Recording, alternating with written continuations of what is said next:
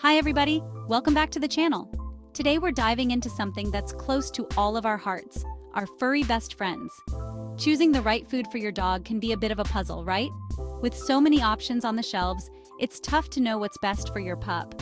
Well, don't you worry your pretty little heads, because in this video, we're breaking down everything you need to know to make the best choice for your furry family member. We're talking about understanding your dog's individual needs, decoding those ingredient lists, and making sure your pup is getting all the good stuff to thrive. So grab a cup of tea, get comfy, and let's get started. Just like us, every pup is unique and has their own set of dietary needs. First things first, think about your dog's age. Puppies are like little bundles of energy, constantly growing and developing, so they need a different balance of nutrients than our wise and wonderful senior dogs. Then there's size to consider. A tiny Chihuahua doesn't need the same amount of food as a Great Dane, right? And speaking of energy, how active is your dog? A couch potato pup will have different calorie needs than a super athletic fetch champion. And of course, we can't forget about any health concerns. Some pups have sensitive tummies or allergies, while others might need special diets for specific conditions. It's always a good idea to chat with your vet about any health concerns before making big changes to your dog's diet.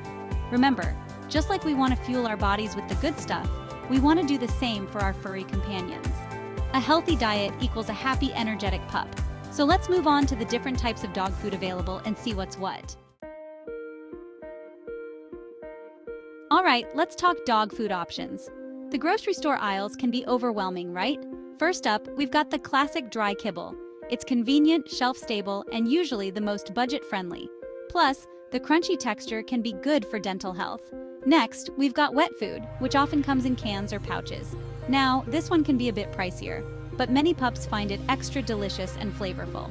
Plus, it has a higher moisture content, which is great for pups who don't drink enough water. Now, some pet parents choose to go the raw food route, which involves feeding a diet of uncooked meat, bones, fruits, and veggies. While it can be closer to what dogs might eat in the wild, it's important to do your research and make sure you're providing a balanced diet. And lastly, we've got homemade diets. This can be a great way to control exactly what goes into your dog's food, but it does require some time and effort to make sure you're meeting all their nutritional needs. No matter which type of food you choose, the most important thing is to choose a high-quality option that's right for your dog's individual needs. Okay, now for the nitty-gritty reading those ingredient lists. It can feel like a foreign language, right? But don't worry, we'll break it down. First and foremost, you want to see real, whole foods listed as the main ingredients. Look for high-quality protein sources like chicken, beef, fish, or lamb. This should be listed as the first ingredient, not byproducts or fillers. Remember, pups need that protein to build strong muscles and stay energized. Next up, whole grains. Think brown rice, oatmeal, or barley. These provide fiber, which is important for digestion. But watch out for overly processed grains or too much corn, which can be hard for some dogs to digest. And don't forget about healthy fats. These are essential for a shiny coat, healthy skin, and overall well-being. Look for good sources like chicken fat, fish oil, or flaxseed. Fruits and veggies are also great additions to a dog's diet. They provide essential vitamins, minerals, and antioxidants. Think blueberries, carrots, sweet potatoes, all those good-for-you goodies. All right, now that we know what to look for in a dog food, let's talk about what to avoid. First up, byproducts. These are basically the leftover bits and pieces of animal processing that you don't really want to think about too much. Next, fillers. These are ingredients that add bulk to the food but don't offer much nutritional value. Common culprits include corn, wheat, and soy.